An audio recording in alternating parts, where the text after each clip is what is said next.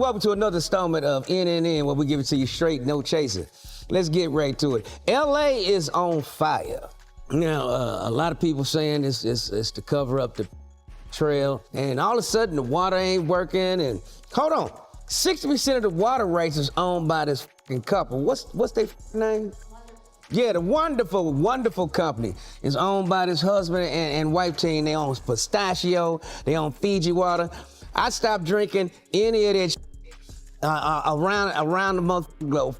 Let them motherfuckers go broke. Eddie Griffin is back with some bold takes that got everybody paying attention, and he's diving headfirst into the chaos surrounding the LA wildfires and the big cover-up behind it. Some say it's climate change doing its thing, but Eddie, he's not so sure. According to him, there might be something way deeper going on. And honestly, when you hear what he's putting together, you might start looking at these fires a little differently. But hold up, that's just a warm-up. Eddie's also coming for big tech. According to Eddie, there's some serious censorship going on. Information being controlled, voices being silenced, and the narrative being shaped by a handful of people behind the scenes. And if we're being real, that's a conversation a lot of folks have been waiting to have. And here's where things get even wilder, because Eddie's not just talking about fires, he's talking about why certain people might want things to burn. According to some whispers out there, this wasn't just about nature doing its thing. This was about wiping things clean. There have been heavy speculations about some heavy names being linked to underground dealings, and the word on the street is that certain nighttime activities might have gotten a little too messy. LA is on fire. Now, a lot of people saying it's to cover up the trail, and all of a sudden the water ain't working. And now Eddie's never been the type to tiptoe around controversy, and he's laying out the pieces of this puzzle one by one. First up, the folks behind Fiji Water. According to him, the husband and wife duo who own it played a role in all this by holding back water that could have been used to fight the flames. Eddie says the government handed over 60% of the water rights to these same people, even though taxpayer money built the infrastructure. So let's think about that for a second. Wildfires tearing through neighborhoods, homes turning to ash, and somehow there's no water. Hold on, 60% of the water rights is owned by this fucking couple. What's their name? Yeah, the wonderful company is owned by this husband and wife team. They own pistachio, they own Fiji water. I stopped drinking any of that around the motherfucking globe. Let them motherfuckers go broke. Feeding the pistachios and almonds, all that goddamn water. Meanwhile, people's houses burning down, dying of thirst and shit. All these sons of bitches. And the regulators who allowed them to own 60% of the goddamn water. Fire them motherfuckers too, goddammit. What the fuck is y'all problem? That is public water. But Eddie's not stopping there. He's calling out the water pressure, or better yet, the lack of it. He believes somebody straight up turned off the pumps that push water uphill, basically letting the fire spread unchecked. And he's drawn a connection to the Maui fires, saying this feels like the same playbook all over again. Eddie also went ahead to say if the less wealthy areas stay untouched, while only the rich folks' cribs go up in flames, then it proves his theory. He's saying the fire just so happened to take out the homes of people allegedly tied to some serious scandals, making sure any evidence went up in smoke right along with them. Let's pray for the motherfuckers out there that houses is burning down and shit. Unless they let that shit burn. Cause I know what you're doing. You're burning the evidence up, sons of bitches, but we still gonna catch it. And let somebody do some research. In the rich neighborhoods, who had already left their house and knew that the fire was coming? Also remember when he said if the crib neighborhoods didn't burn, it would prove something shady was going on. Well, reports are dropping that some of those areas didn't get touched at all, not even a little. I wonder who that was. And the irony of it all, that the fire looks just like the fire in Maui. Let's check all the Crip neighborhoods, because if the Crip neighborhoods are still up because they blew, we know. And to add more heat to the situation, we've got an eyewitness, a resident who watched his neighbors' houses get reduced to ashes while his own spot, not a scratch. He's a desperate resident. Yeah, he just ran up to me right after we were on a few minutes ago. He said, please, please, please help me. Chris, tell us what's going on. Hi, I was told that my house burnt down. I drove up, I needed to see it. I wanted to get some clothes for my son The entire neighborhood is burnt down, but somehow my house does not even have a scratch. There's no fire damage. I went in, but the house next to mine is still on fire. So I'm going around begging anybody to come put out that fire to protect my home. Because there's no water. There's no water pressure. I tried to turn on the water myself. I would have tried to put it out, but I have no water pressure, so I have no way of putting it out. So you and your wife are just trying to go get bottled water? Yeah, so my wife went to get bottled water. I'm going to meet her down the hill, and we're just going to try and throw bottled water on it, but I don't know if that's going to work.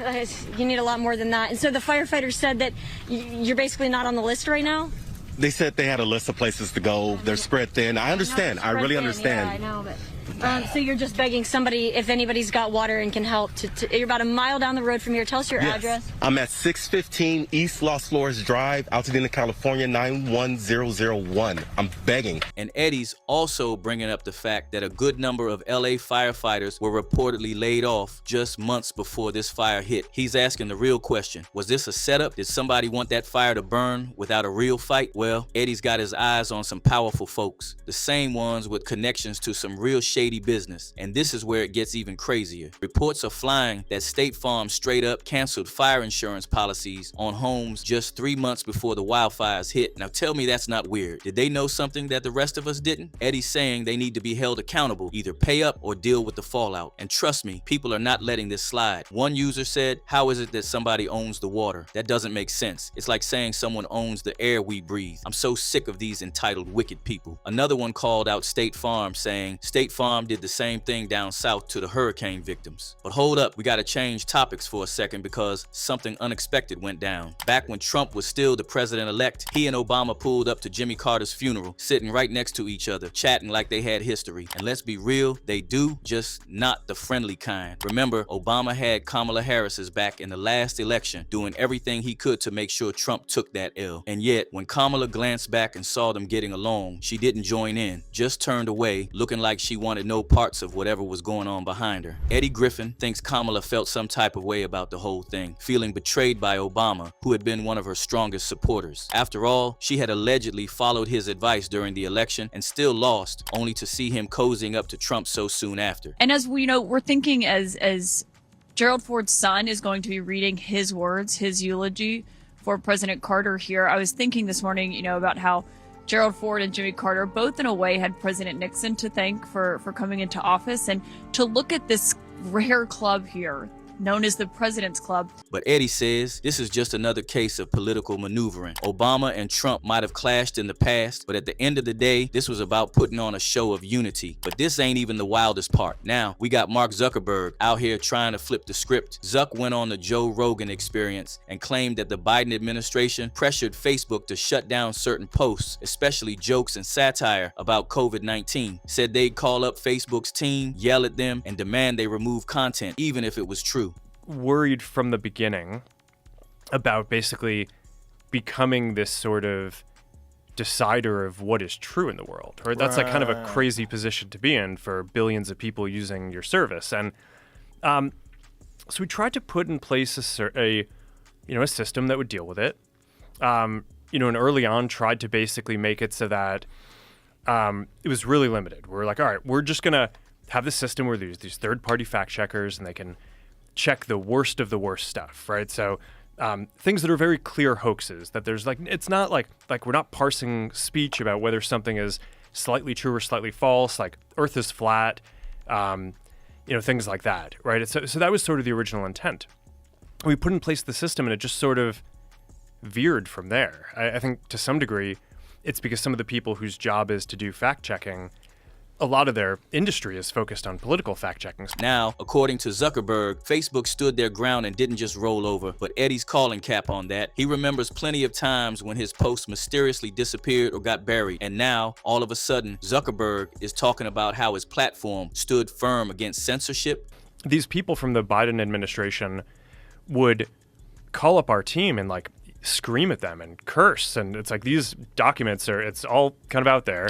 Did you record any of those phone calls? I don't think we but I think I want to listen. I mean, there are emails. the emails are published. It's all kind of out there, and they're like, and basically it just got to this point where we were like, no, we're not gonna take down things that are true. That's ridiculous. They wanted us to take down this meme of Leonardo DiCaprio looking at a TV talking about how 10 years from now or something, you're going to see an ad that says, okay, if you took a COVID vaccine, you're eligible for, for this kind of payment, like this sort of like class action lawsuit type meme.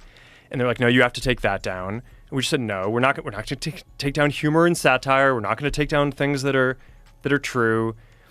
And then at some point, I guess, I don't know, it flipped a bit. I mean, Biden, when he gave some statement at some point, I don't know if it was a press conference or to some journalists, where he basically was like, these guys are people. And I don't